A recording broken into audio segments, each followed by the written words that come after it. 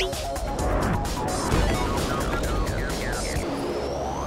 playoffs are still rolling in our power rankings. Coming in at number 5, we've got Counter Logic Gaming. What? And before we go too deep here, yes, CLG is number 5, and people might not be too happy about that. I feel like they should be a little higher up, but I'm just not fully convinced that Reignover can hop back to what he was before he went on to Team Liquid. And I know Stixxay and Biofrost will probably be solid, and I think Biofrost will actually be a bit of an upgrade, at least in lane, for Stixxay, which is where he struggled a lot last year. But I'm just not fully convinced that this CLG roster can compete with some of these top-tier teams.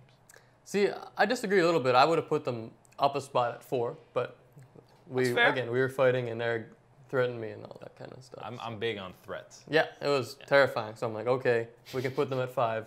But I mean, they have mechanical upgrades now at 2 positions. You have Reignover over Oh My God, which is definitely a plus. We can all agree on that one.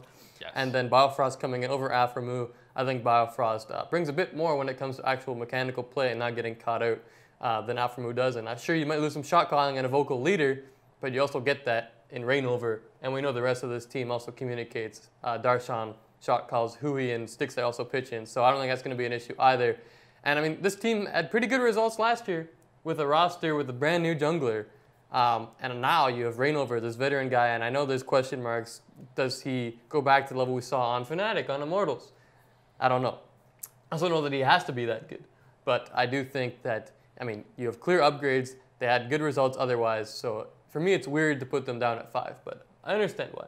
Yeah, and I mean, you're right. It is upgrades probably in both of those spots. So you're kind of like, how are they going down to 5 when they were 3 at the end of last regular season? And that's just because of the competition around the rest of the league. Yeah. Some of these rosters are pretty insane. And I know maybe CLG should probably be higher than Clutch. Spoilers, we haven't actually got to them yet, but you know, you can kind of tell this is going. But I'm just not. I feel like losing Aphro might be a bigger loss than some people are expecting, just kind of in terms of communication with the team. Even when CLG struggled at times, when they made a play, the entire team was making that play. They were committed to it, kind of like the old C9 with High. Whether or not it was the right move, they were all moving as one cohesive unit. We'll see if that stays true with this upcoming split with a guy like Reignover and, yeah, probably Darshan kind of doing a lot of that shot calling. So we'll see. To your point, when Aphromoo left, he really was the glue that kind of kept this team together through the hard times for many years. And I mean, he left. Hui was super sad, apparently, like cried in his sleep and all that stuff. Pretty heartbreaking. Like, he was just friends with everyone on this roster. So maybe in tough times, this team just doesn't stick together as well as they used to. When they're down in a game, will they be positive without Aphromoo's presence? Who knows? What happens when the team of friendship loses one of their friends? It's going to be a heavy hit, I'll tell you what. Yeah, that's right.